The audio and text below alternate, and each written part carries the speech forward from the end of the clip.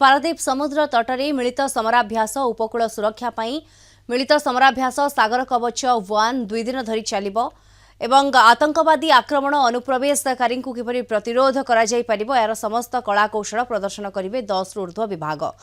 संवेदनशील अंचल में पैंतरा मारुछंती सुरक्षाकर्मी पैंतरा मारुछंती नौसेना कोस्टगार्ड और मेराइन पुलिस सजग रहिछंती। राज्य और केंद्र सरकार 10 रु ऊर्ध्व विभाग समराभ्यास में सामिल होइछंती। सकाळू जलपथ समेत स्थलपथरे समराभ्यास आरंभ हो जाइछि।